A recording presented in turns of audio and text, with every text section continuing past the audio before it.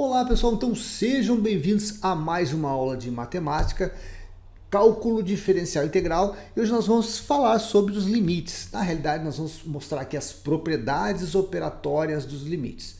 Bem, no final dessa aulinha a gente vai trabalhar com alguns exercícios básicos, né, para a gente poder entender e aplicar essas propriedades, e na aula que vem a gente vai aprofundar, tá? Vamos fazer exercícios com um pouquinho mais de complexidade, tá bom? Então vamos lá, a nossa primeira propriedade aqui é a propriedade da função constante, o limite de uma função constante. Ou seja, o que é uma função constante, gente? Uma função f de x pode ser um número, por exemplo, e quando essa f de x é igual a 3, ou f de x é igual a menos 2, nós estamos querendo dizer que essa f de x é uma função constante. Então, quando c é um número, tá? O limite desse número para x tendendo a qualquer outro número, esse a aqui seria um outro número qualquer, é sempre a próprio valor da constante. Ou seja, o limite de 3 para x tendendo a 2, por exemplo, é 3. Tá? Esse número se repete aqui. Então, isso é o limite da função constante, quando a gente tem o limite de um número, tá bom? Agora, vejam aqui, a propriedade número 2 é quando a gente tem, deixa eu pegar aqui um apontador a laser aqui, ó. Quando a gente tem um número aqui, que é a nossa constante c, multiplicando por uma função f de x, nós temos aqui o limite da função constante, o limite da constante multiplicada pela essa função, que vai ser o que, gente? Bem, o limite desse produto aqui vai ser exatamente o limite da função f de x para x tendendo a vezes a própria constante c. Na prática vocês vão entender isso melhor, tá? É como se eu colocasse esse númerozinho c aqui lá fora e aplicasse o limite só da f de x. Porque a f de x subentende-se que a gente tem aqui um valor de x aqui que a gente vai poder substituir por a, tá? A gente vai poder trocar. Esse é o objetivo do limite. A gente sempre pega esse valor aqui de x igual a a e substitui na f de x para achar o limite da função, tá? Então vamos lá, vamos entender aqui, ó, a próxima propriedade, que é o limite da soma das funções. Agora a gente tem a função f de x somada com a g de x, nós vamos aplicar o limite da soma das funções para x tendendo a a. Bom, aqui é muito simples, é só pegar e aplicar o limite em cada uma das duas funçõezinhas separadas aqui, tá? Então, se eu tenho o limite das duas juntas, é igual à soma dos limites das separadas, ou seja, o limite da soma das funções é igual ao limite da f de x mais g de x, tá? Mais o limite da g de x para x tendendo a a, tá? Bem, a diferença é a mesma coisa da soma, é só trocar o sinal aqui, tá? Então, a gente tem o limite da diferença entre as funções para x tendendo a a é igual à diferença entre os limites de ambas, né? Das funções f de x e g de x para x tendendo a a também. Ou seja, eu tenho uma coisa só, eu vou separar em duas, seja soma ou diferença, tá bom? Na próxima propriedade aqui, nós temos o limite da razão entre as funções. Da mesma forma que a gente faz separadinho, nós vamos usar aqui separadinho também. Ó, no numerador da função f de x, nós vamos aplicar o limite do numerador da função f de x e o limite na função g de x, que seria a função que está no denominador separado, tá? Então, esse aqui seria a razão, né, entre duas funções. Então, o limite da razão entre essas duas funções é igual à razão entre os limites de cada função, tá?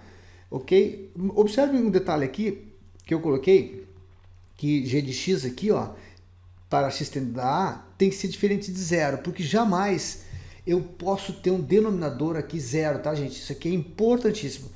Inclusive, a maioria das questões de maior complexidade, nós vamos sempre acabar tendo um denominador zero aqui, nós vamos ter que usar um artifício para sair dessa historinha aqui, tá? A gente aqui vai gerar muitas questões envolvendo esse raciocínio aqui. O denominador na matemática nunca pode ser zero. E nesse caso, o denominador é o próprio limite da função. Então, isso aqui não pode de jeito nenhum ser zero, tá bom?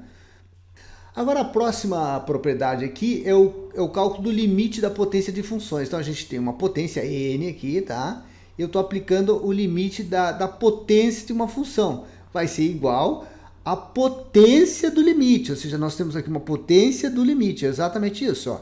Aqui eu tinha a potência da função e aqui eu tenho a potência do limite. É quase a mesma coisa, tá? A gente só substitui o valor de x aqui dentro da função e eleva tudo a n, depois de aplicar o limite, tá bom? Então agora nós vamos falar sobre as propriedades, tá, dos limites das funções trigonométricas. Então nós temos lá que entender que sempre que eu estou aplicando um limite de uma função de x tendendo a a, eu vou pegar esse valor de x e substituir o valor de a e substituir no valor da função. Agora nós vamos ver aqui as propriedades operatórias dos limites das funções trigonométricas. O que seria isso, gente? Nós temos a trigonometria, são as 6 funções, seno, cosseno, tangente, secante, cotangente, cossecante, e assim por diante. Então aqui a gente tem o limite do seno de x para x tendendo a a. Qual é o objetivo aqui, ó, gente? É só substituir esse valor de a aqui no lugar de x. Então é tranquilo. Então se eu tenho o limite de seno de x para x tendendo a a, eu vou ter lá o seno de a, tá, gente? É tranquilo, é só substituir, não tem nenhuma dificuldade aqui. Então, por exemplo, se esse a aqui é um ângulo, tá?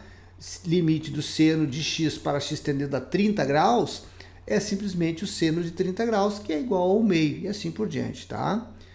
Cosseno é a mesma coisa, o limite do cosseno de x para x tendendo a a, eu tenho o cosseno de a.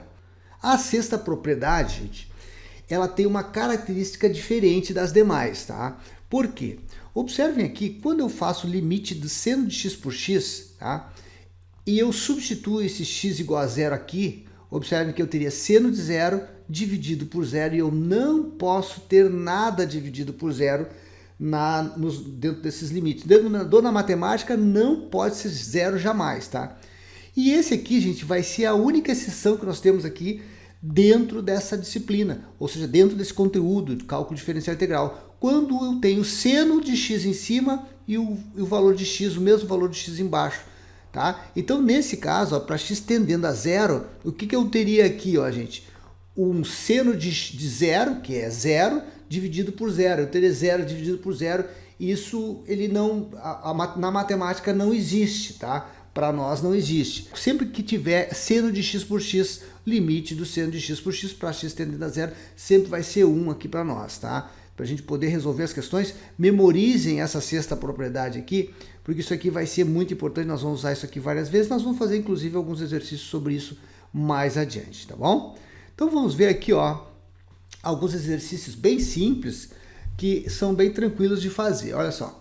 Limite de 5 para x tendendo a 2. Observem que aqui eu tenho o quê? Uma função constante. Então, quando eu tenho o limite de uma função constante, é o próprio valor da constante, o resultado, tá? Porque eu não tenho como substituir esse x aqui dentro dessa função constante aqui. Agora, vejam aqui, ó, limite de 5x para x tendendo a 2. Aqui eu tenho como substituir, eu posso aplicar esse número 2, o x agora vai ser igual a 2, ó. Então, nesse caso, eu vou substituir o 5 por 2 e o limite dessa função vai ser sempre o valor 10, tá? O 5 vezes 2, 10, né, no caso. Nesse caso aqui, ó, na terceira questãozinha, nós temos aqui, ó, uma soma de duas funções. Na realidade, eu tenho uma soma da função constante 3 com a função 2x, né? A função do primeiro grau 2x. Então, o que eu faço? Eu separo, eu aplico um limite para o 3 e o limite para o 2x, sempre utilizando o x tendendo a 2 nas duas, tá? Agora, vejam que aqui eu tenho o quê? Eu tenho uma constante. Então, o resultado dessa primeira estrutura é 3, tá? E aqui não, aqui eu vou substituir o meu 2 aqui, o x por 2, porque aqui eu tenho x, né? Então eu teria aqui um 2 vezes 2, né? Porque é 2x, e o resultado aqui 3 mais 4, que vai dar 7, tá? Vamos ver agora mais duas questõezinhas aqui. E a quarta questão é o limite de 5 sobre x para x tendendo a menos 1. Observe que a gente tem um quociente de duas funções. Nós temos uma função constante aqui e uma função do primeiro grau aqui embaixo. Então, nós vamos aplicar um limite para cada uma. Um limite para a parte de cima, para o nosso numerador, e um limite para a parte de baixo, que é o denominador. Tá? Então, o limite de 5 para x tendendo a menos 1 e o limite de x para x tendendo a menos 1.